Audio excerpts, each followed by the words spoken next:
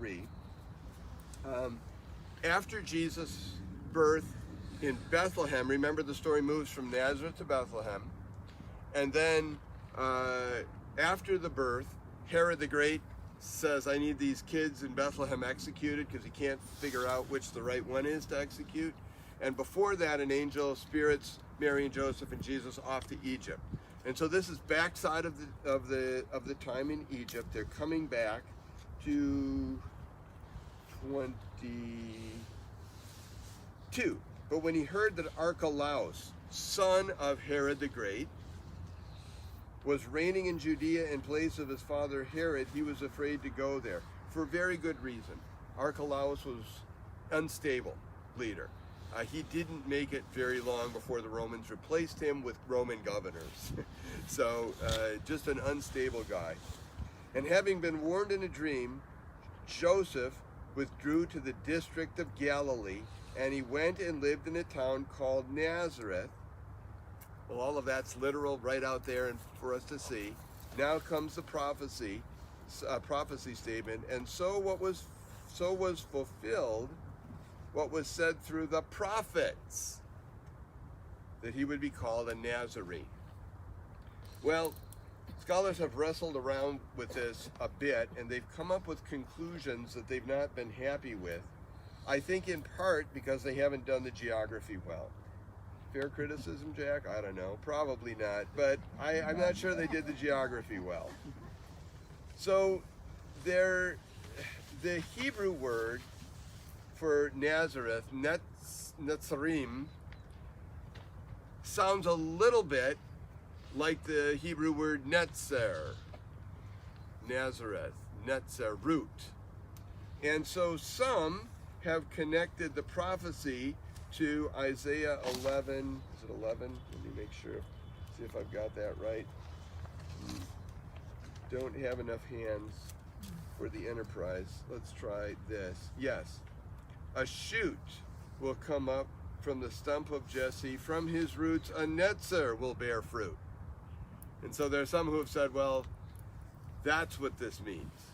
It's a little obscure, and linguistically it doesn't work out so well.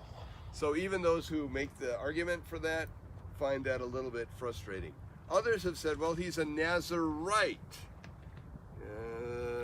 There is such a thing in the Hebrew Old Testament, a description of someone who has taken a Nazarite vow, but the life that Jesus lives isn't separated from and doesn't follow the track of the Nazarite vow. So that doesn't seem to make much sense. In the end, I think it's Eusebius who got it right, 3rd century AD, when he said Jesus is called a Nazarene because he's from Nazareth. Seems like the easiest answer to the question why he's from Nazareth. And so what prophecy do we have in the Old Testament that says Jesus is from Nazareth? Here's the problem. There isn't one. So what do we do with that? Well, we first of all observe that Matthew's formula does not say this is fulfilling what was said through the prophet, singular, but through the prophets, plural. In other words, Matthew is signaling here not so much that he's thinking of a particular verse, but of a theme, an idea that flows through more than one prophetic prophecy. And the theme that I find, I think the theme that he's referring to is the fact that the Messiah will be thought of like someone is thought of who comes from Nazareth. There's the sentence I was after. He will be thought of like someone who comes from Nazareth. And how did people think about people who came from Nazareth? How about Nathaniel's statement? What good thing could come out of Nazareth, right? It's rural, it's isolated, it's Hicks from the sticks. You don't expect greatness from this place. And Jesus demonstrates that he's the Messiah, not by calling attention to himself in the way that other politicians might, but in calling attention to himself by calling so little attention to himself. And there you've got a number of prophetic statements that work here, because there's a number of prophetic statements like Isaiah 53, who has believed our message, and to whom has the arm of the Lord been revealed? He grew up before him like a tender shoot, like a root out of dry ground. He had no beauty or majesty to attract us to him, nothing in his appearance we should desire him. He was despised, rejected by humankind, a man of suffering and familiar with pain, like one from whom people hide their faces. He was despised, and we held him in low esteem. Man, that's an adjective-laden piece of poetry that describes someone from Nazareth. And it's not just there, it's in places like Proverbs 22, verse 6. Proverbs 16, make it Psalms. See that day. My wife says you always have that day where you can't foremost thought. Psalm 22, 6.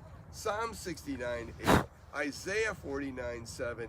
Daniel, not Irving, Daniel 9, 26.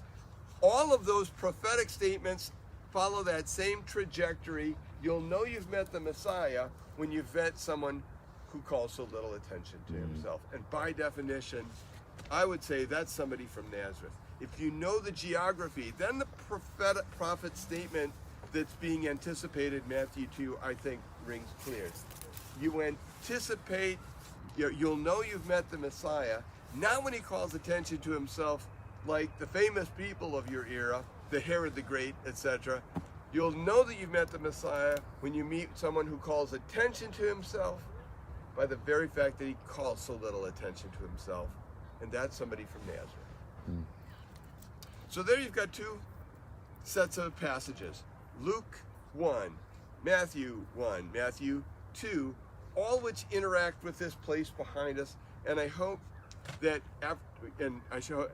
after seeing it, when we go up and have a chance to see it, that those passages will come live and you will see what a little insignificant hamlet Nazareth was, and how that would have impacted the way people thought about Jesus his entire life.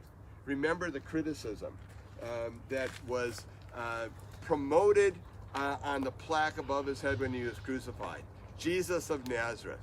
That is not a statement of honor, that is a statement of shaming. That's a statement of shaming. Jesus of Nazareth, King Judea, that is a mockery right there, using the geography of Nazareth, the little backwater place from which nothing good ever came.